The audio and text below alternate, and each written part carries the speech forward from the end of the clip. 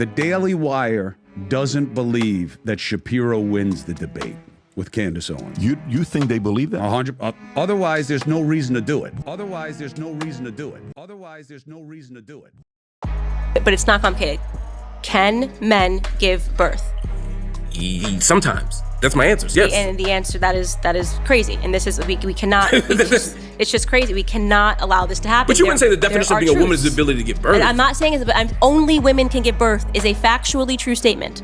Only women can give birth. There's only one type of human being only that people can with give uteruses birth. and vaginas Yes, and can stuff give can birth. give birth. Only women can give birth. I'm not disagreeing with that. Birth. I'm not. And that, here's what I think we're talking past each other. What I'm saying is, I'm not disputing the fact that certain body parts yield certain kinds of possibilities, right?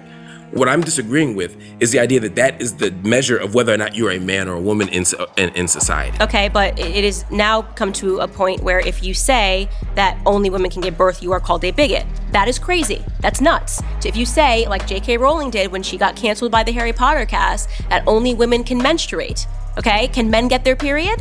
Can you help my audience? Can men get their period? Some can. Okay. Yeah, trans men. There's some trans men who can. And again, I think it's okay to ask interesting questions.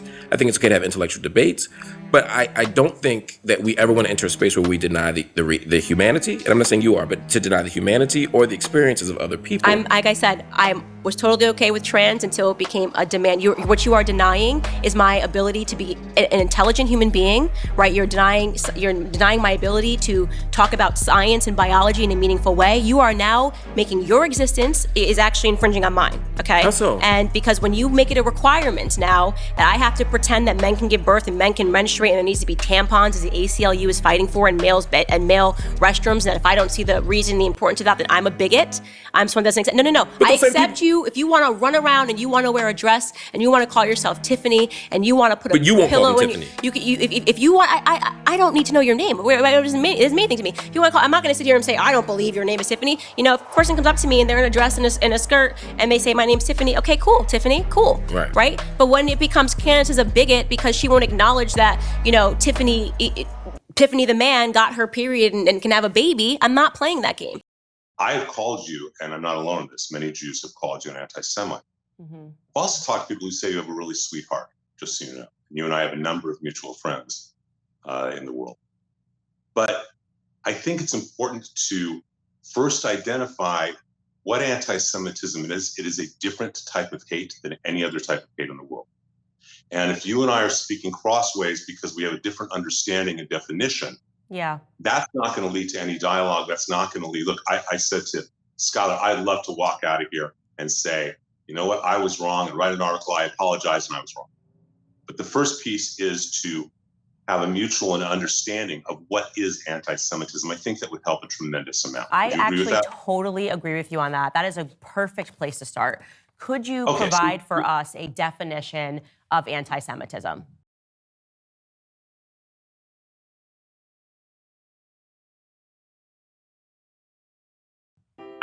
Absolutely. I really appreciate that because I think that is the break. If we're not speaking the same language, where can we go, right? Mm-hmm. So there's a man, a blessed memory man named Lord Jonathan Sachs, who was the chief rabbi of England. He had a great line. He really defined anti-Semitism. That anti-Semitism is Jews have no right to exist collectively as Jews with the same rights as other human beings. Which is kind of a weird statement. So let's just track back to understand the history of anti-Semitism. 2,000 years ago, Jews don't accept Jesus as Messiah. For people who do not have faith, as the early Christians, as some of them have faith, some of them accept Jesus, but they don't really in their heart. And you and I both know people like Rob McCoy who accepts it fully in their heart, and other people who are doing it without faith. And those who have less faith, the fact that a Jew exists, let alone thrives, is a threat to their faith, because how can the Jew not accept Jesus as God and still thrive? Unless he's associated with the devil. So you start having these myths that are created of the Jew being identified with the opposite of God. This really codifies in 1144 in Norwich, England, what's called the Blood Libel. And this is really important to understand, especially today in 2024.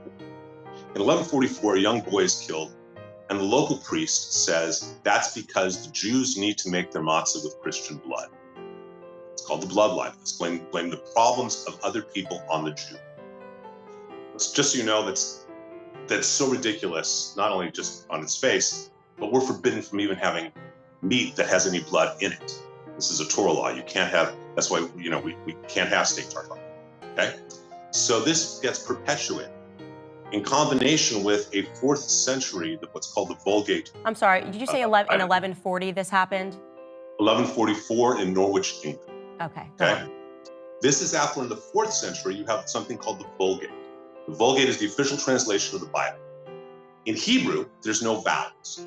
And the person who translates, St. Jerome, who translates the Vulgate, knows what he's doing is translating wrong. He puts down that when Moses comes down from Mount Sinai, he has horns, okay, Karen, when actually the word was Karan, meaning that light shone from his head. So now by 1144, you have the anti-Semitic myth of Jews have horns and they drink blood. And I know people who've been asked when they went into the army and other places, can I see your horns? So this still exists today in 2024 throughout America. And I don't mean just in little rural areas. It exists today, these myths. That Vulgate Bible is the official Catholic Bible all the way through the 1970s. So it is, you need to understand that that's a piece of it, okay? That they're equated with this kind of hate. Because it's about Jews not having the right to exist collectively, when they live in their little communities in the Middle Ages, anti-Semitism is a hate against their religion. By the time you get to the 18th and 20th centuries, when so many Jews have assimilated, they are in culture, they are in arts, they're in science, it's no longer against them for their religion, it's against them for their race. Because anti-Semitism is the oldest hate in the world and the hate that mutates.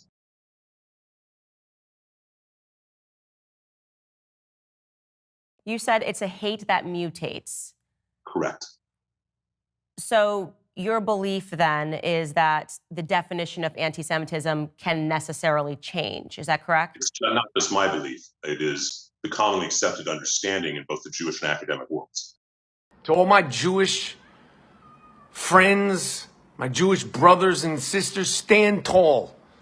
Stand tall. Do not let this fear, this sadness, this anxiety, and this dread overwhelm you. Draw strength from your family, from your friends, from your ancestors, and the worldwide bond that we share that has always put the battery in your back. We're used to being looked at as different because that's what we are. We are different, and that's a good thing. I know that Jews are looked at as weak, but we're stronger than you can imagine. That's why you hurl propaganda. We control all the money. We control the media because it's plausible. It's plausible because we're just that good. Smart, compassionate, moral, and strong people. And we need to stand taller than ever against all those sick, dumb, uneducated black tar in their blood who hate Jews because they ain't. You hate us because you ain't us. You said it's a hate that mutates. Correct. So your belief then is that the definition of anti-Semitism can necessarily change. Is that correct? It's not just my belief. It is the commonly accepted understanding in both the Jewish and academic worlds. Okay. This isn't, okay? As I said, that's why I quoted, this is a quote. It's a great thing from Lord Sachs, Jonathan Sachs. It's a great thing from Nihilecka. This is just accepted as the understanding of, by cultural anthropologists. So I would just say off the bat, I do not accept that definitions can just mutate. That is something that I could debate that on, like the definition of a woman. I mean, and I'm saying not just about Jewish people. I think that we have to have a concrete definition to work with because then you can just update and say, actually, I've changed that, and now this is what constitutes anti-Semitism. But Candace, that is the horror of anti-Semitism. So what you are saying to me is that anti-Semitism is this and does not change. What I am saying to you is that the entire world and scholars about anti-Semitism recognize that it is a unique hate. That if you define it as that Jews should not be able to exist collectively, okay, as a collective, they just shouldn't have that right. That changes from the Middle Ages with religion, the 18th through 20th centuries about race, and then after Israel's created, it's a hatred based on the nation. And until that is understood, that it is, this isn't something that's really questioned about among academics, theologians, Jewish scholars. I'm not presenting it. This is why I thought I'm so optimistic about a dialogue.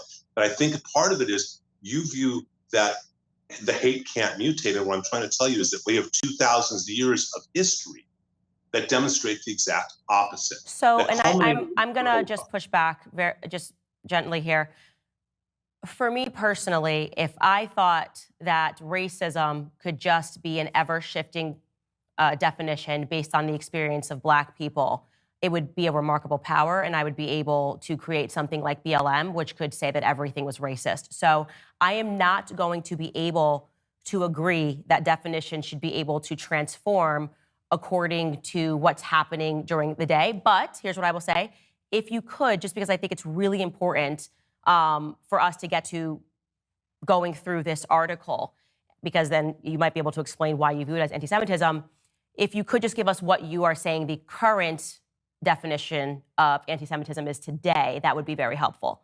The current definition of anti-Semitism today has to do with what the feelings are. Okay, then you go on to talk about me attacking Rabbi Shmuley. My audience has already seen him attacking me over the last 2 years. And I'm just gonna ask you a basic question. Does a Black person or any person have a right to defend themselves when they are? Absolutely. Okay, because that is interesting, because Rabbi Shmuley and his daughter have attacked me and made videos of me for 2 years straight. I have responded once, and you have now, you're basically saying that I'm anti-Semitic for responding. So I want your perception of when it is that a Black person's allowed to respond. So Candace, so first of all, I know Shmuley peripherally. We've probably met a half a dozen times, okay? He is an incredibly knowledgeable man. He formed L'Chaim Society at Oxford. Incredibly knowledgeable man, and with 9 kids, right? And we have something in Judaism, predates Christianity, but it's also Christianity as well to an extent, called Lashon Hara, the evil tongue. That to gossip, to say certain things like that is really a huge avera. It's a huge sin. It's a huge chait. I don't know all the things that he has said about you. I do know he's called you an anti-Semite, and so have I. That's not a personal attack on you and your family. For you to call a man who is extremely knowledgeable an unholy rabbi and his hag daughter, forgetting about what he may or may not have done, if he's attacked you personally, if he's said whatever horrific things about you personally, that you are a blankety, blankety, blankety, blankety, blank, he's wrong. If he's attacked you or your children or your family, your mother, for you to, rather than comment on whatever he's done, to call him an unholy rabbi, that is way out of line. You don't even know what a rabbi's supposed to do. So let me ask you a question. There's no Jew, by the way, do you view that as anti-Semitic for me to respond? So it's okay, so he can attack me for 2 years. Is he a racist, just to be clear? I don't know how he attacks you, so I can't comment. So what if I say that the definition of racism changes, and if you attack a Black person, you're a racist? Depends. Candace, you don't get to get away with that. It depends how it changes. No, I'm asking, because at the beginning of this discussion, you did say that you can't tell a Black person. It's been 2 years consistently of him and his daughter attacking me, saying that. I wasn't there. I'm asking you with all. Okay, but if you're saying that you weren't there, why would you put this into writing? Isn't it incumbent upon you to research what's happened before you start saying to me that defending myself is anti-Semitic? Isn't it incumbent upon you to research what's happened before you start saying to me that defending myself is anti-Semitic? Isn't it incumbent upon you to research what's happened before you start saying to me that defending myself is anti-Semitic? Candace, if he attacked you personally, if he said you were a Black fill in the blank, then he should be reprimanded that, but it doesn't justify what you did. You don't know what a rabbi does. You don't know our theology. How dare you call him an unholy rabbi? How dare you go into the misogynistic, the anti-Semitic trope of his hag daughter, something used throughout the late 18th and early through the early 20th century. Sorry. Hag is now anti-Semitic? That is a term of his hag daughter that goes back into the witches of Eastern Europe. Why did you have to call her a hag daughter? Just Tell to me be that. clear, because she's a witch. I think she's a witch. That's not because she's All right, Jewish. I would call someone a hag of any color. I think she's a witch. What they have done over the last 2 years, I believe his daughter is a hag. I said that because that's what I believe. You may disagree with me on that, but to say that that's anti-Semitic is ridiculous. I would call any person a hag. Candace, I'm going to be very clear without trying to be insulting. So please forgive me if it comes off wrong. Okay, it's not meant to. No, it's fine. You can insult me. I don't want to. I've dealt with 2 years of a rabbi insulting me, so I'm totally cool with this. Yeah. I have no desire to insult anybody. Okay? But do you understand, are you familiar with the history of the Grimm fairy tales and the folk tales of Eastern Europe? I know that we can go back and we can also say No. I'm asking a specific question. Okay. That the witch archetype of those fairy tales were specifically modeled and called the Jews, that the Jews of that part of the world were called hags and witches specifically because they didn't eat the same food, they had different practices, and they were excluded that way as part of the bloodline. So you are saying that we can by calling a rabbi's daughter her a witch, a hag daughter, you have tapped into an anti-Semitic trope that goes back hundreds of years, whether you mean to or not. Okay. Now that I've told you that, yeah. Okay, do you think maybe there are better words to call her than a hag daughter? I'm actually not going to edit my language for two people that have been attacking me for 2 years. And so what I'm going to say is that, and I want to be very strong on this, I am not going to be told whether you want to dress it up as anti-Semitism, you want to dress it up as that I cannot respond and defend myself. I'm certainly not going to be told that I need to be contained in how I respond after 2 years of consistent attacks from two individuals. So I want to just say on that point, you and I will never come to an agreement. I stand by everything that I said about him, and I'm not going to have that everything that I say, including yesterday, when he says that me finding the products and stuff that he sells and promotes as a rabbi to be unholy, to say that I am only saying that because it's made in Israel.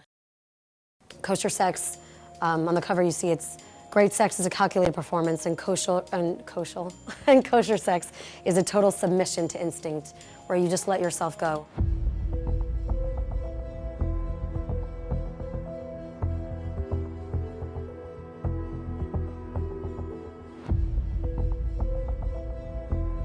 Hi everyone, out of an abundance of gratitude to our friend and brother Muhammad Hijab, who debated me on Piers Morgan. Millions of people watched it. Infamous View Company with Hannah Runs, based on my book. He gave us international promotion, and in recognition, what are we doing for him? So we're gonna have the Muhammad Hijab discount, and you can put in a promo code at the end of checkout. And as you check out, if you're buying a vibrator, he kept on bringing up vibrators in the debate. If you're buying lubricants, he kept on bringing up lubricants. Hannah, in the regular classes that you and I do, and the advice we give people writing in, a lot of them are men who are dealing with a lot of aggression in their lives, a lot of false machismo. They know that they're overcompensating. They're overcompensating, and they're overcompensating because they feel that they're kind of miniature in a physical department, and they really should not feel bad about that. I actually did a post on this. Sex in Judaism provides the most intimate way of knowing someone, and I think especially in marriage, it's very hard to maintain lust. And so I wanted products to bring to people that don't substitute their husband or their wife. It's something that can enhance the experience. Let's say a lesbian or a gay couple come in, is there a different message for them? Because I know some religious groups might not be so accepting. Anyone who believes in commitment and bringing love into this world and being intimate with someone and wants to learn, they're welcome here. It does say in the Torah that there are issues with homosexuality, but you know, my dad, we were always brought up with the idea that if, you know, there's 613 mitzvot for everyone to keep, and if you can't keep one, you keep this, or two, or whatever it is, whatever number, you keep the rest and you do as much as you can. That's Judaism.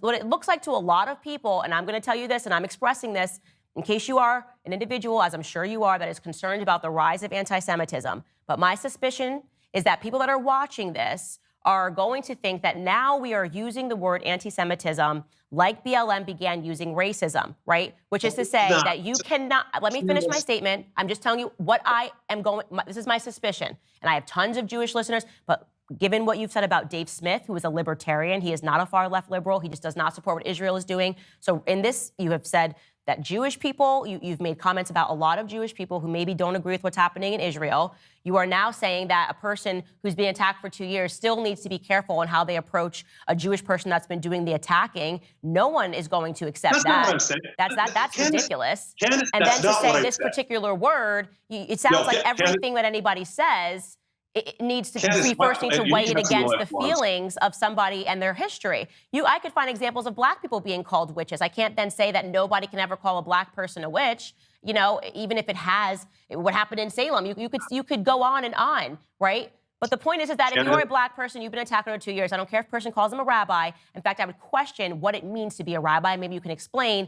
If you have been consistently attacking and threatening somebody, literally, he gave a quote to the Jerusalem Post, which actually I like the Jerusalem Post. They report on things very accurately, in which he says that he wants to bankrupt Candace Owens. That is a direct threat to somebody's livelihood. It is despicable. And because you call yourself a rabbi, it does not mean that people cannot say that it is pointedly ridiculous that you are using finances as a mode of threat against people because you don't like. Let's assume for a moment you're right, and that all these Egyptian planes were flying around tracking Charlie Kirk and Turning Point, Faith and Erica Kirk. Why? What is your theory? I don't know. I don't know. But what's your theory then? You must have an idea. My theory is that we should investigate everything strange that happened on that day so we can figure out what happened. But are you suggesting that? Are you suggesting why is everybody Egypt? Why are we pretending that we don't know why we ask questions? Like why? Like you're a journalist. You know what this is. You're like, what's going on? What's going your on? Theory? Why do you want to know why these planes were tracking Charlie? Well, my theory is that we are being sold absolute Fed slop. The media is doing their Operation Mockingbird Part 2 scenario by telling us, well, unless you absolutely have a conclusion, you can't even ask the question. Yes, we very well can. Keep asking consistent questions until we get a clarified explanation for what happened on that day. And right now, we have nothing, okay? And that is the reason why people are watching my show, because I'm the only one not treating them like they're absolute idiots who don't have two eyes, who believe in magic bully theories, and who understand that Egyptian planes should not have been tracking Charlie even 3 times this year would be an anomaly, okay? They've been tracking him. We don't know where it's going to end, but we are going to keep asking questions until we get clear answers. Candace, it may be that the person in the media spewing Islam to the public is you. No, nice try. It's not. It's you by saying, why are you asking questions? Don't you worry about Mikey's feelings? Everyone knows what this is. And like I said, because we have the example, the concrete example of after JFK's assassination, the media members quite literally being put on the payroll of the CIA, we have a historical example that we can look at and go, we're not doing that again. Doesn't matter how many times you keep telling the public that I'm spewing Islam, it is only because there has not been anything that has come out of this investigation that makes any sense that the public is not listening to. I am sorry to say this, Piers, people like you. And what I love about you and I sitting down is that this exact same time last year, you were doing the same weird questioning and making all these things when I said that they were committing a Holocaust against the Gazans, and then you changed your mind. Actually, Piers, this time, I'll see you next year when you change your mind again, and we have more information about what happened, and you realize that the difference between me and you is that I have the courage to take the risks and ask the questions first, okay, before it's popular. You wait until it becomes popular and then you change your mind. You may remember that one of your courageous moves was to repeatedly tell the world that Brigitte Macron is a man. As you now know, and she is. As you now know, we had a $300,000 bet to charity about this because she's a woman. Yes. It's my view. She's not a woman. Well, we're going to find out, is the point, because it's going to court, they're suing you, and when she proves, as she will, that she's a woman, because it's very easy to prove, and you lose that case, then so easy that she refuses to do it for years. But then it will become more obvious to people that, look, I think you're a brilliant operator at what you do. That's, I like you personally, you know that, right? None of this is personal for me about you at all. I just have watched him last year from Brigitte Macron now into the Charlie Kirk story. I think you've developed a modus operandi, which, to put it politely, is you flying what we would call in the world of journalism kites and just seeing what can cause the most merry hell, therefore get you the biggest audience, therefore make you the most amount of money. And people have, as you know, you've been widely attacked now by a lot of people who say that you're just a ghoul, a vulture. You're doing this deliberately. You're inventing things or just flying ludicrous conspiracy theories to make money. Now, again, Candace, I don't know that you are, but I do know. Celebrity. Can you not interrupt me? Well, your rule. I do think it's pretty rich. It's pretty rich coming from you, is all I'm gonna say. That's me putting it very nicely, given your background, your career, your celebrity involvement, Princess Diana. Wrong messenger is what I'll say right off the top, okay? Wrong messenger. What you are mistaking, or I guess not even mistaking, because you know what this is, you're talking about power versus the people. And you are always on the side of power first. You're on the side of the Israelis. It's so horrible. And, I'm going to pretend I don't see tens of thousands of Gazans dying. I've actually been very critical of the Israelis, as you know, in the last year. Everybody knows Brigitte Macron has a penis, okay? It's very easy to present photos of 30 years of your life. Brigitte keeps teasing, Brigitte, nobody asked you for a blood test. We asked you for some photos and you refused to do it. And everybody knows that Charlie Kirk was not shot by Tyler Robinson on a rooftop. I am sorry that in this day and age, there seems to be such a shortage of testosterone that a woman has to be the person that states the obvious, right? I invite you to join me, and I know that you will by the end of next year, because they're not going to get away with what they did to my friend Charlie Kirk. And I am not going to change my mind, least of all when I am being called names by someone who has quite a year background and experience in doing things because it's lucrative and not always because it's sensitive. Sure, listen, it's always lovely. You can call me a hypocrite as much as you want. I don't care, it's fine. I'm just simply saying what other people have been saying about you. I didn't say I felt that. Thank you. I said, I'll let you know what people are saying about you, too. I'll keep you posted on what people are saying about you. I read it all the time. But I would say that, like I said at the start of this interview, I don't know whether any of the things you're saying are true or not. I just do know you're saying a huge amount of stuff. It's making you very wealthy. You're getting millions and millions of people coming in, which by the way... What is this idea that's making me very wealthy? Can you actually explain that slowly Yes, for I'm going to people? explain it to you slowly, because I had a huge run-in, for example... This is just like a talking point. No, I'm going to explain exactly what I mean. When Sandy Hook happened and Alex Jones began weaponizing the Sandy Hook tragedy and weaponizing the grief of the poor parents who'd lost their children. And I began to attack him in public. And then eventually there was a court case, and it turned out he'd been spewing deliberate lies, and that every time he spewed them, they found he made hundreds of thousands, if not millions of dollars in the immediate aftermath of spewing the repeated lies that it was all staged and the families were actors and so on, which he knew to be lies. And he made himself extremely rich and ended up with $1 billion defamation finding against him because he'd been deliberately weaponizing people's grief. And the charge... Yeah, I'm asking you to explain the actual financial metrics. How was he making money? I'm explaining to you the analogy, which is there are, as you know, right now, a lot of people, from Tim Pool to the New York Post to others, who've come out very stridently in the last week, and say that's exactly what you've been doing with Erica Kirk. Yeah, but you haven't answered the question. So this is just made up. As I said, this is just all fluff. You're suggesting that I'm making money. Did I sign a new advertiser? Are we reading more? Are we reading more ads? Do we put this somewhere else? Do we sign a book deal? The more views you get on YouTube, the more money you make. Did I sell a T-shirt? Okay, but come on now, Piers.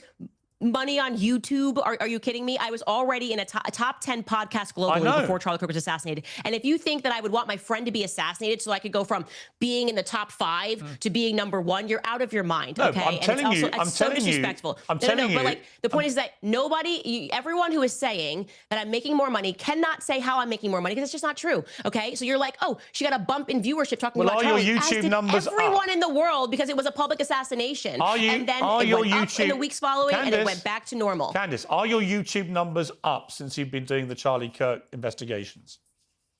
What I am saying to you is that this is the exact same argument you guys had about Brigitte. So it can't, and then the same exact same argument. But I think you were lying about Brigitte. About the Blake Lively thing. Okay, but what about the Blake Lively thing? So you can't keep saying that, oh, she's always in the top 10 because she's talking about something. Or this is my podcast and it's me. It's just me. People enjoy my podcast because I don't treat them like they're idiots.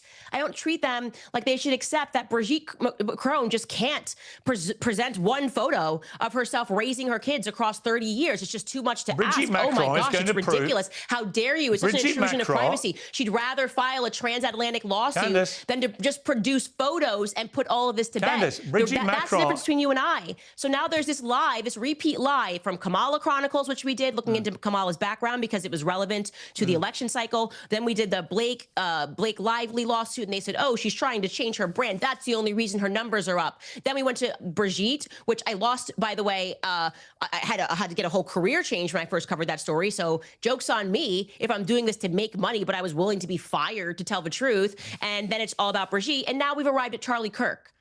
I feel like there's something about that actually is just people not being willing to admit that what people appreciate about me and why they keep coming back is that I'm willing to take risks to tell the truth. No, I think, don't get me wrong. I was already sold out on ads at the end of the year because our podcast was successful. Yeah, I have not sold a t-shirt, nothing with his name on it. It's just me.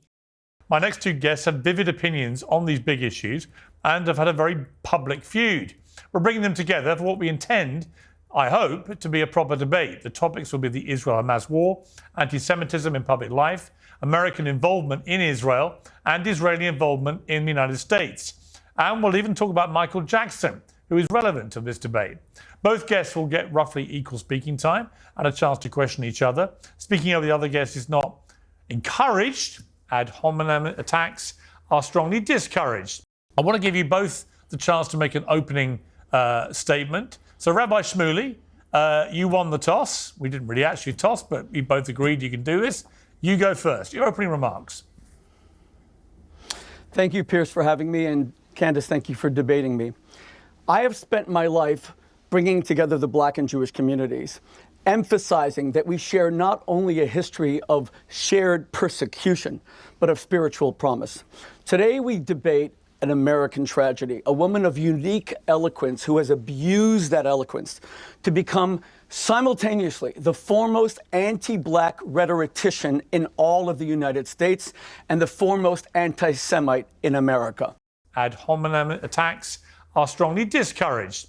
The statements that Candace has made against her own community, that they cry wolf and constantly say that they're victims of racism. Her attacks on George Floyd, a man who was suffocated to death for a $20 counterfeit note saying that he was a horrible human being. A woman who went up in front of CPAC and said, I was never a slave in America, as if that's the only form of discrimination, is what has led her community to call her not Candace, but Clandis. To call her not Candace, but Clandis. To call her not Candace, but Clandis. The first ever female Black woman who appears in her rhetoric against Blacks, calling LeBron James dumb and stupid, an icon to the Black community, as Clandis. As Clandis. As Clandis. Simultaneously, you have the Jewish community beginning to call her not Candace Owens, but Candace Ovens, because her Goebbels-style rhetoric against Jews, that Jews are nearly all pedophiles. The State of Israel will set up a Theodor Herzl, a pedophile, as a haven for pedophiles.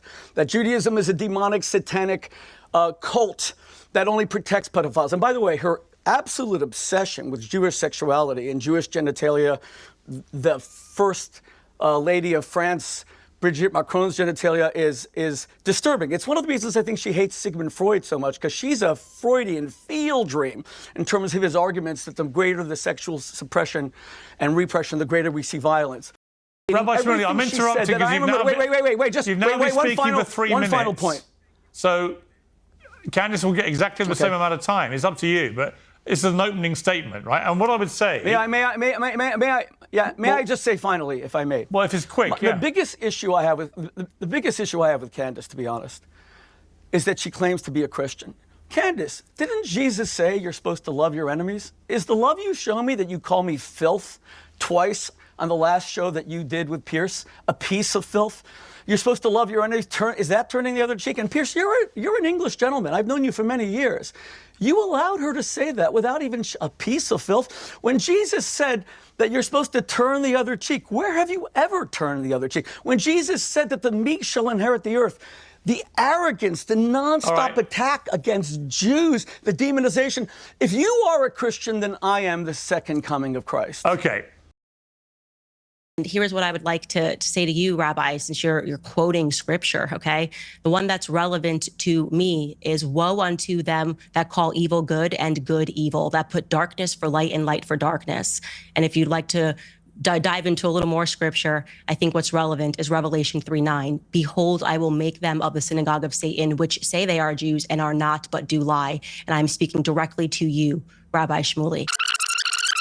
Revelation 3:9. Behold, I will make them of the synagogue of Satan, which say they are Jews and are not, but do lie. Revelation 3:9. Behold, I will make them of the synagogue of Satan, which say they are Jews and are not, but do lie. And I'm speaking directly to you, Rabbi Shmuley. And I'm speaking directly to you, Rabbi Shmuley. And I'm speaking directly to you, Rabbi Shmuley. The fact that you would try to say, I am Jewish, and this is what I believe, and do and say the things that you are doing. People can see and hear evil, and what you are doing right now is an act of evil. The lies that you are telling, not just on me, but also on my family members, are a good example for the world to see what we are referring to when we call something radical Zionism. That's 4 minutes you've spoken to. Out of fairness, Candace, if you want to use 4 minutes to respond, you can. All I would note, Rabbi Shmuley, is you've spent 4 minutes personally attacking Candace Owens.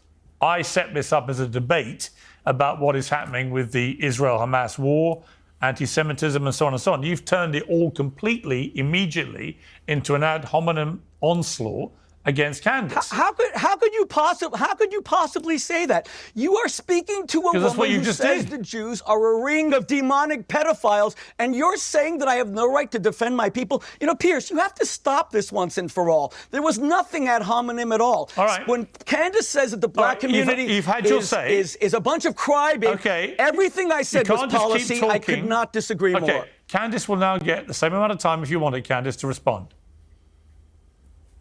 Thank you, Piers. And I don't think I really do need to respond to the ad hominem attacks. I think actually one of the things that plausibly unites people across all religions, Muslims, Jews, Christians, is that we all recognize that Rabbi Shmuley is unhinged. He's just mentally, in my view, unwell. And I don't say that as an attack. I say that as just a reality, because I've never seen someone just make things up out of thin air that were never said. And trying to screen that as a defense of black people. The black people will never accept Rabbi Shmuley after Michael Jackson put him on a list of people who he felt were ruining his life. So you can stop your pleas with Black America, they won't work. Now, going back to the context of what you've asked us to speak about today, you know, I think one of the things that the world is recognizing, and what we've always recognized, is that there are radical fringe sects that break out within every single religion, amongst every race. There's white supremacy, there's black supremacy, there's radical Islam, there are all of these Christ cults around the world. And I think right now it's important for people to understand that radical Judaism is also a thing, and you're watching an example of it right now on your screen. The person sitting across from me, or sitting next to me, I guess, posted on his Facebook page in 2016 a tribute to someone who he said was his mentor. That was Rabbi Menachem Schneerson. He said he was his mentor and his friend. Now, for those of you who are not familiar with Rabbi Schneerson, there were some Jews who believed that he was and is the Messiah. So rejecting Christ, but believing that that rabbi was his Messiah. Now, you may remember in the news recently, there was this radicalized faction of the Lubavitch Orthodox community in Brooklyn that were digging tunnels in Brooklyn and hurling benches at police officers. The discovery of a secret tunnel eventually led to a massive brawl inside a 100-year-old synagogue in Brooklyn, New York. Known as 770, the synagogue serves one of the largest groups of Hasidic Jews in the world. Now, luckily, no injuries were reported from this brawl, believe it or not. But what the hell sparked it? What is behind the brawl in the first place? What got people so fired up? Well, it was all over the discovery of a tunnel and an attempt by authorities to fill it with cement. So you see a gentleman coming out of that tunnel. This isn't in the Middle East, guys. This is in Brooklyn, okay? This is in Brooklyn.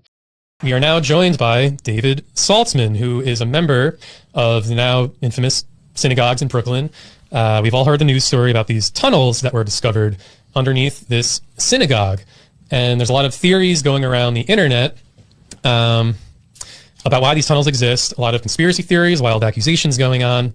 So we brought David here as a member of the synagogue to set the record straight of any rumors going around why these tunnels exist.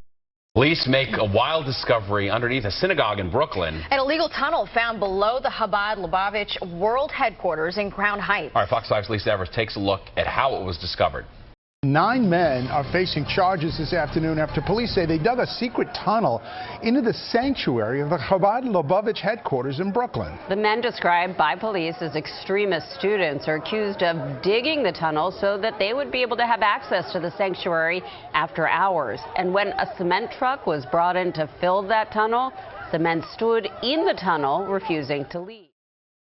And I want to be clear, there's been conflicting reporting on this story. When I was reading about it recently, there were claims that the tunnel was built specifically to skirt COVID orders that closed down religious buildings and that people wanted to continue worshiping. And so they needed a secret pathway or passageway into the synagogue. But I don't think that's really what's going on here. So why was the secret tunnel built in the first place? This is where it gets complicated. There was one more viral image going around, and this is the one everyone's been talking about. Is this, Dirk just pulled up on screen, stained mattress that was pulled out of the tunnel being carried by members of the synagogue. So there's a lot of crazy conspiracy theories. I don't want to go down any tasteless rabbit holes.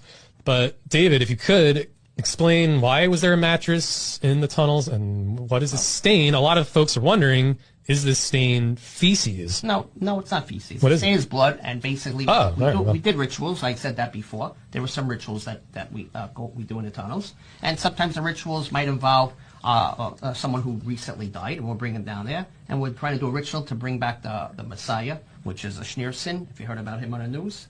So he died many years ago.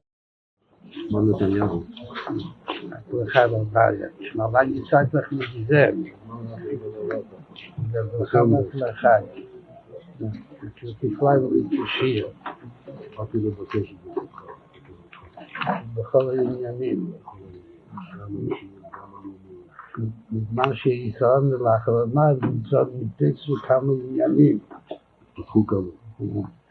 מה שרואה עוד, וגם משהו שעדיין משאיר ליבו. אז הייתה משהו במה ידיעתו. הכנראה שהיא מספיק, כאילו שהיום כבר כמה שעות בגיל עדיין ליבו. אבל יש עוד כמה שעות, אז יש להשתדל גם היום, בבשורות טובות. יש שמחה וטוב לבוא. כדי שחסידים מקפידים שכל עניינים יהיו שמחה. בשורות טובות, הצלחה רבה. In New York City, 20,000 Hasidic Jews still keep traditions which have remained unaltered for centuries. They are called the Lubavitch Chabad.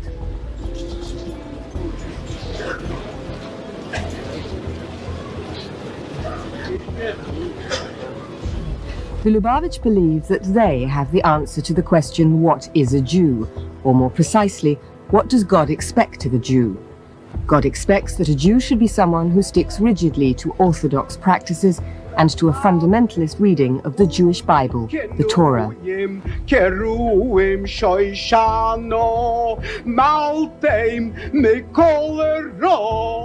Crown Heights, Brooklyn is the headquarters of a movement which has set up communities in 28 countries. The influence of the Lubavitch is felt worldwide, but most notably in Israel, where Orthodox religious parties would like to achieve a purely religious state. Hasidism began in Eastern Europe in the 18th century and was argued over even then. It attracted thousands to its emotional, mystical worship, but existing orthodoxy opposed it. Hasidic life centers on a charismatic leader known as the Rebbe. The Lubavitch Rebbe is Menachem Mendel Schneerson. He's the seventh in a dynasty which stretches back 200 years. He is revered by his followers as father, guru, king, miracle worker, perhaps even Messiah.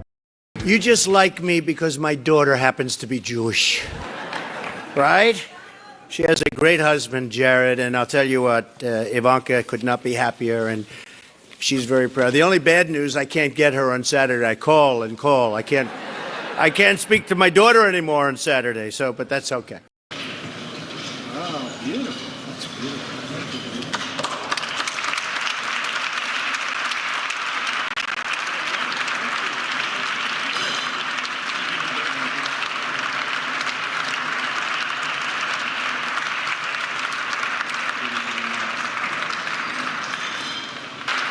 I want to thank my Jewish daughter. I have a Jewish daughter. This wasn't in the plan, but I'm very glad it happened.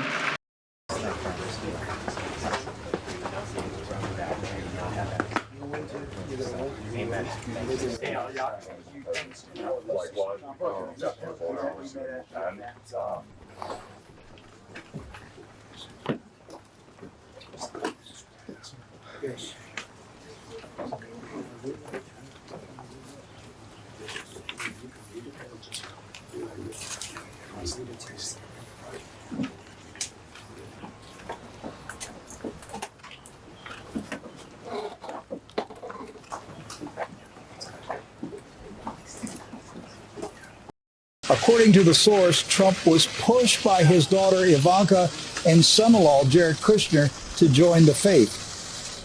At first, Trump resisted, stating it would threaten his base of evangelical Christian voters. However, he had a change of heart and officially converted in early 2017. Should we do that on camera? Absolutely. Sure.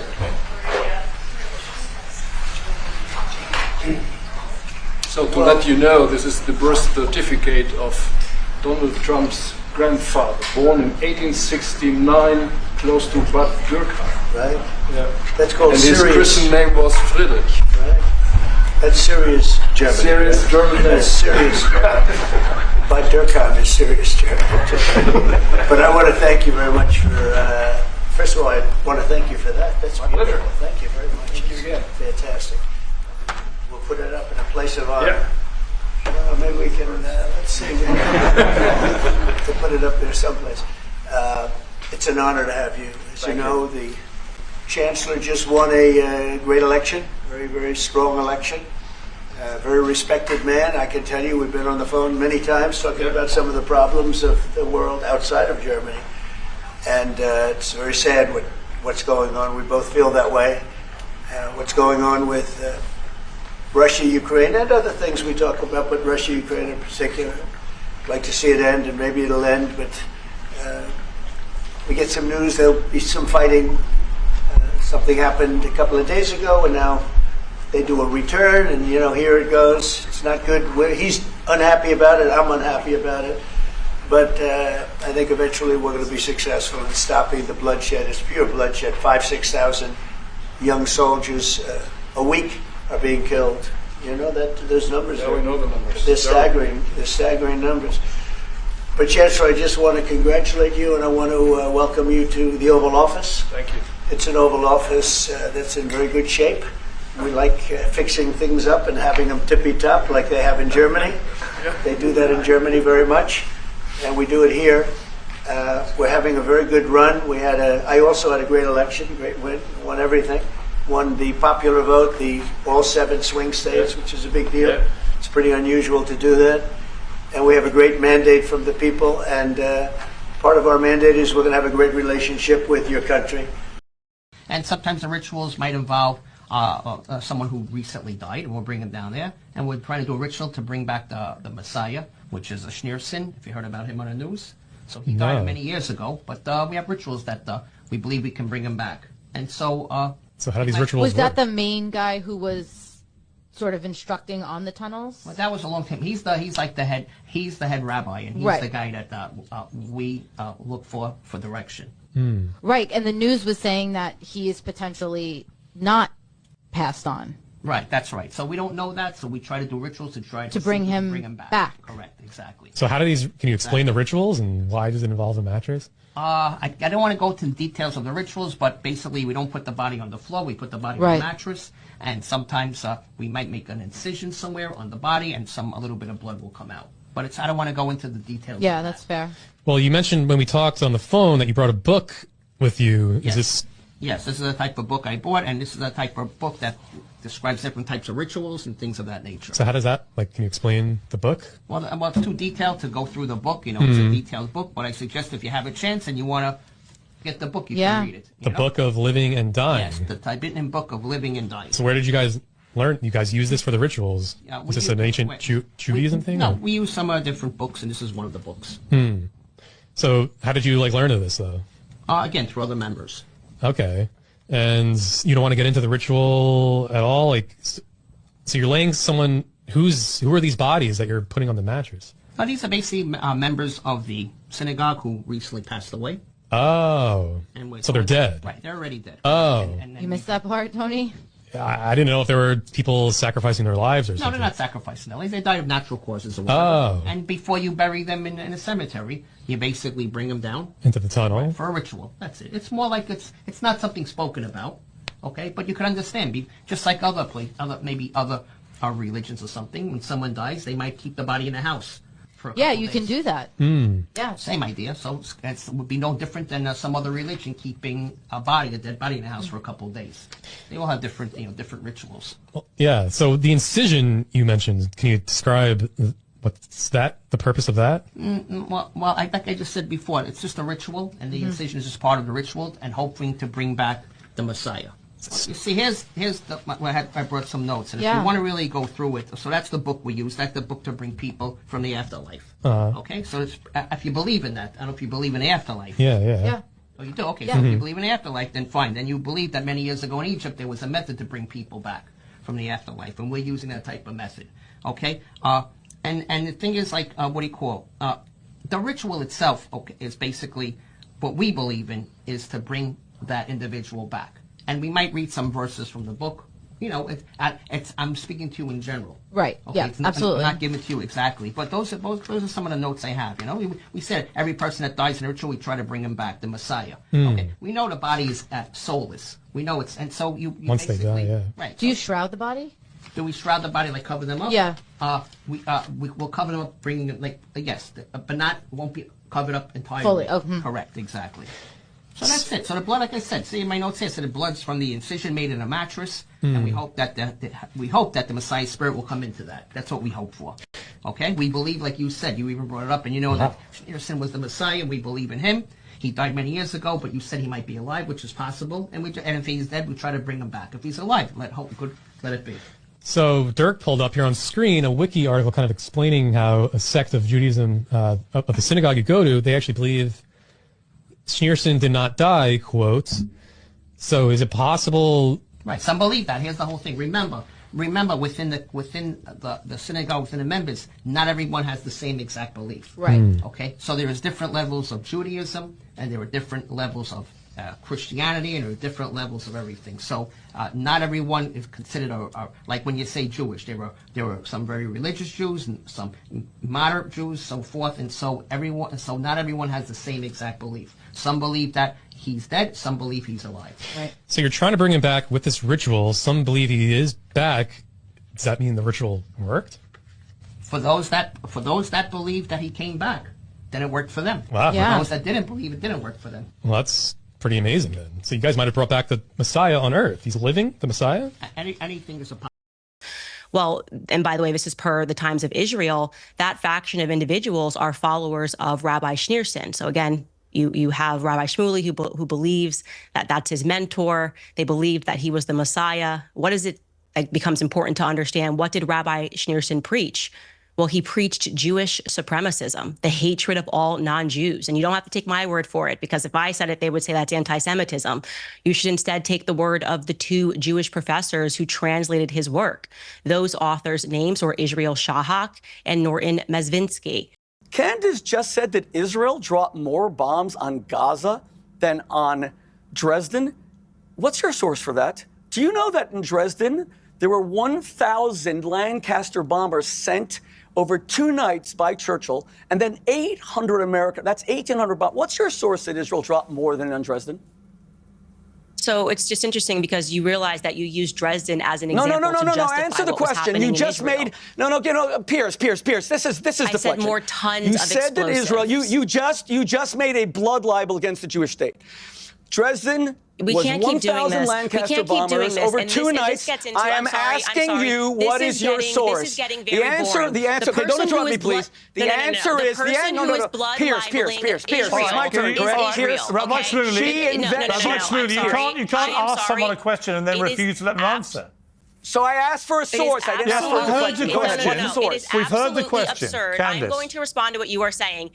This tactic of when anybody brings up anything that Israel is doing is wrong, you get to just scream blood libel and anti-Semitism. Don't interrupt. Oh my gosh, it's a blood libel. It is not a blood libel to talk about the amount of death and the tons of explosives that have been dropped on the civilians in Palestine, okay? That is not a blood libel against Jewish people. This is such a nasty and perverted tactic, what is your which source? essentially says, I don't have to debate anymore because I get to just call everybody a person who's accusing me of blood libels.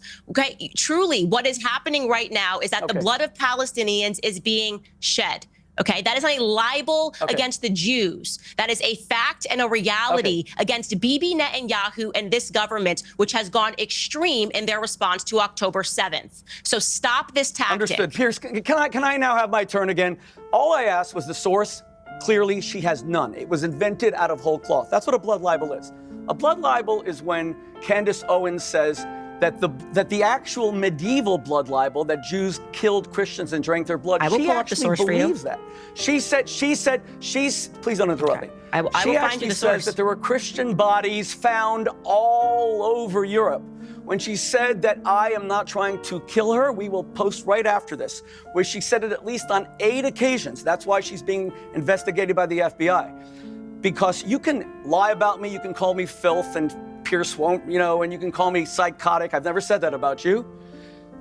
But what you can't do is incite violence against my family. You have repeatedly said I'm trying to kill you. You said the Jews killed JFK. You said if the Jews killed JFK, you said all this and we couldn't protect the president. Okay, wait, one second. Can we get back to the debate for a moment? No, wait. Let's just go back for a moment. No, Piers, I have to respond to things. Would you like a when source? Candace says that it is when Candace says it is demonic. You wanted the source from Candace. I never got. I never got between. Rabbi Shmuley, you wanted the source from Candace. I think she has one. Well, why don't you let her answer? I think she has one. Let me fact check this source as well. So 70,000 Yes, I want to see where Israel dropped more bombs on Gaza than Dresden. 70,000 tons of explosive have been dropped on the Gaza Strip. Let's see how many tons of explosives were dropped on Dresden. 1 second. You mean she said it and now she's fact-checking it? You're kidding me, right? Well, you're asking me to give you the direct source live, and I'm going to look it up for you. So give me 1 second. I don't have a computer on me. I don't have a computer on me. This is ridiculous. Let her finish. This is a cheat sheet. This is absurd. Let her answer the question. Go ahead. Candace. So 2,700 tons of bombs were dropped on Dresden in an 800 bomber air raid. And that is according to Britannica, the encyclopedia. And what was the tonnage of bombs dropped in Gaza? In Gaza, it was 70,000 tons of explosives were dropped in the Gaza Strip. And I got that from CNN. Through the duration of the war to date? Is that the time scale? Yes. Okay. So Rabbi Shmuley, which that would they're seem saying to be has surpassed So let's be clear. Dresden, so over Hamburg, and 11 London months, during World War II. she's comparing an 11-month war to a single night in Dresden. That's clearly absurd. I'm glad that she has her cheat sheet, her computer in front of her. But notice, she made this you called it a statement blood libel. not knowing what she was talking about. What she Just a said. moment, please. Hang on. What she said, to be clear, was that the Israeli. It's also in the New York Times. The Israeli Defense Force had dropped more bombs on Gaza than were dropped on Dresden. That is true. Do you accept that, Rabbi Shmuley? You know, Piers, I find this an astonishing debate. You ask? Wait, first of all, first of all, I don't. Wait. What do you mean it's true? Because she said it's true? No, do you accept that's true? Checkers? The New York Times says it's true. Is this a serious show? Wait. Every time I try to speak, you asked for a source. You called it a blood libel. You asked for a source. Fortunately, we had time to look it up. Excuse me, you are interrupting me. She made a definitive statement. She admitted she had no source. She had to then use her computer. It's absurd that she has a computer during this debate. But she was right. Because she had to look it up. One second. But she was right. Now she's saying that over an 11-month war. No, we don't know that she's right because your fact checkers haven't checked it, and my fact checkers haven't checked it. But let's just go back for a moment. Israel was attacked in the most savage way, and women were gang raped, their breasts were cut off. Candace recently had a guest on who even denies that women were raped. Now she's saying it's in the New York Times. She said the other day that the New York Times lied and fabricated about the mass rape of women. She had the former press secretary of Bernie Sanders who denies that. Now she suddenly likes the New York Times. You are speaking to the #1 critic of the New York Times in America. And by the way, this is a typical thing. Candace will say there's no racism in America. Then she will sue, which she did, the Stanford, Connecticut Board of Education for a $40,000 settlement against racism. She then went on a show and fabricated and said it wasn't a settlement, it was actually for tutors for 1 month. You tell me which tutors are paid $40,000 per month. She will say that I have no right to bring up her family. First of all, I didn't. It was her own father-in-law who condemned her. But she can bring up Brigitte Macron. She can bring up Emmanuel. She can destroy their marriage. Obsess, and you were very good on that, Piers, challenging her. She can destroy other people's marriages. And you know what's also interesting? But hang on. The day after. Wait. Don't just keep talking. One final point. The day after October 7th, she said nothing for a few days, never condemned it. Yeah. And when you asked her on the show, she said, Piers, I never talk about anything international. Is Brigitte Macron an American? But so you she can speak about the genitals of the First Lady of France for months, but not condemn the gang rape of Jewish women? I've already said to Candace, I don't believe a word of the Brigitte Macron thing. What I would say about what you've just quoted Lord Farmer as saying, you said that he condemned Candace in the statement he put on X. He didn't condemn her. I've just read it again, and there's no condemnation of his daughter-in-law. He simply set You're out... kidding. Read the first line. In view of public comments from a high-profile member of my family, I want to put my own views on anti-Semitism and Israel's current military campaign in Gaza on public record. Where's the condemnation? Thank you very much. Candace? Thank you. Where's the condemnation? Thank you. So let's get the time. Candace, why is it, do you think, that so many people in the Jewish community believe that you are anti-Semitic? I think that's actually a very good question. And just to go back, I'm going to answer your question. I just want to make sure people are recognizing, because he said a lot of stuff there, he's not able to counter. He essentially tried to hold me to looking up the sources. We've now found the sources, and it's the BBC, it's the New York Times, and it is the Euromed Human Rights Monitor. We have found no sources, and we'll fact check it afterward. You looked it up during the show. I'm sorry. 70,000 tons of bombs were dropped on Gaza, and per the BBC, the British aircraft dropped 4,000 tons of bombs on Dresden. So just for clarity, in a single night, not 11 months. In a single night, correct. Please don't cut me off. I have not cut you off. He called that a blood libel because that is a strategy, which is meant to just distract people from the truth or looking into it. So you say everything you say is a blood libel. You are self-destructing before America's eyes because you have some issue with the Jews, not with Israel. So let me continue. You actually said that Theodore Herzl was a Frankist. By the way, when you attack Frankists as a bunch of Jewish pedophiles, you forget to mention they all became part of your religion. They all converted in 1757 to Catholicism. You always omit that. But you said that Theodore Herzl was a Frankist, and you said he set up the state of Israel as a refuge for pedophiles. This is before Gaza. This is before Rafah, as a refuge for Jewish pedophiles. You always refer to Jews as pedophiles. It's the main word you use about Jews. And every historian knows that what began in Norwich in 1099 with the first blood libel, where the Jews were falsely accused of taking a Christian child and drinking his blood, you actually believe that. You said that Christian bodies, this is before Rafah, this is before Israel, that Christian bodies were found all over Europe. And when you speak about pedophilia, you know, it's funny, you just converted to Catholicism. In 2002, Pope John Paul II, a pope that you would probably like, he was very conservative, he was a great man, great friend of the Jewish community, recognized the state of Israel, sent an ambassador in 1994.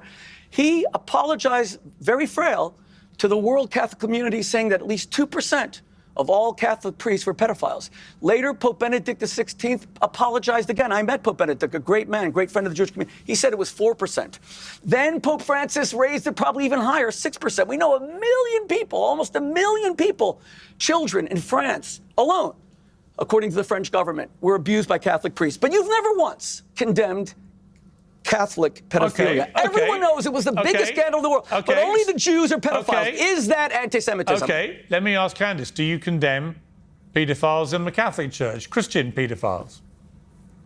Yeah, he's just lying again. Actually, on my show, I spoke extensively about Frankism, and I told people that there was a conversion into the Catholic faith. And one of the things that I believe is that all of the Abrahamic religions have been infiltrated by Satanists, and that is what I've said. So they've decided to pull apart only the piece where I'm talking about Judaism and not where I'm speaking about all of the faiths having been infiltrated, and speaking about how it's important for everyone to recognize this so that you can realize that there is this sort of satanic cult that's operating within all of the faiths. And I think that they use Christians and they use Jews and Muslims as well. I've said that on my show multiple times, so he's just absolutely lying about that. I think the difference here is that you'd be hard-pressed to find a Catholic that would in any capacity defend pedophilia. Now, regarding what he is saying that I said Judaism is filled with pedophiles, that is objectively a nonsense. I am a Christian. I'm aware of what the first 5 books of my Bible are. That would be me insinuating that, okay, well, the first 5 books of my Bible are inspired by pedophilia.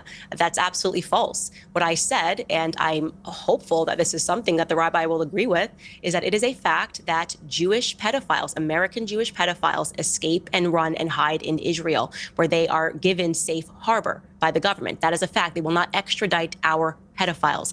That is an absolute nonsense, given the many billions of dollars that we give to Israel, that we can't get back the men that are raping children, okay? And I can't imagine a single person that would think otherwise, that that is not a nonsense and that we should not be giving back those pedophiles. And to be clear, it wasn't Candace Owens who researched and came up with this. It was an incredible Jewish organization that looked into this, talked about how wrong it was, and brought it into the mainstream media. If you don't like that Israel is harboring pedophiles, that's not on me. That is on the state of Israel. Okay, again, I am condemning the state of Israel for harboring American pedophiles and not extraditing them. Do you have a disagreement there, Rabbi? If so, please share.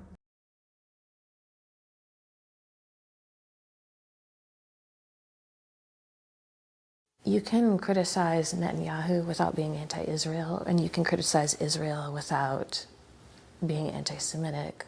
But some of the themes, talking points, concepts you've used in your criticism of Israel, I'm very familiar with from covering white nationalists for 10 years. It's very unsettling for me to hear things like you saying our government is occupied by Zionists, Trump is occupied by Zionists, we're an occupied nation.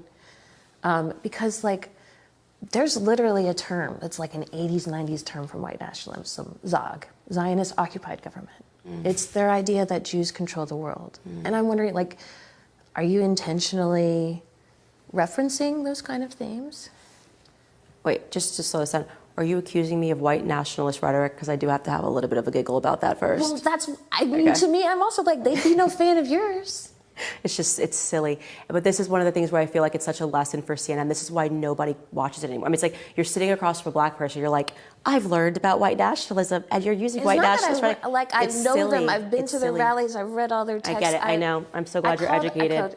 But this is when it's like, put it in a book and anybody will say it. It's like, it's just, at a certain point you have to use your eyes and go, is Candace Owens promoting white nationalist rhetoric? Okay, immediately no. So what else could it be? Could it be that actually Zionism is what it actually represents? What does that mean? Like, Zionism is a political philosophy. Okay? Zionist occupied government. If you look into the history, yes, I believe we are a Zionist occupied government, and we're not the only one. Okay, yes, and I take it to the bank. If you need to walk out of here and say Candace Owens is a white nationalist for you to be able to digest it, then that's fine. You know, you have to deal with that in your own time. But like, what I will say is, maybe I stuff stand is by. and that's where you I stand by every statement that I made, and I want to double down on it. Okay, America is occupied by Zionists. They is a word, so like I don't need to always like say they. Like it's just a weird. It's like this is one of these psychology tactics where you're like, who is they? Who is they? And it's like, because it sounds like you're saying Jews. Does the word they mean Jews? When you're talking about Jews, yes. But if I'm not talking about Jews, then they doesn't mean Jews. When I say they want us to believe this or they want us to believe that, and you hear Jews, that's your own derangement, right? If I want to say something about Jews, I'll say it. If I want to say something about Israel, I will say it. If I want to, just like when I want to say something about black people, I'll say it. when I was saying during BLM, they want us to believe, nobody said, do you mean Jews? And so again, it's one of these trash tactics to make people fearful to speak.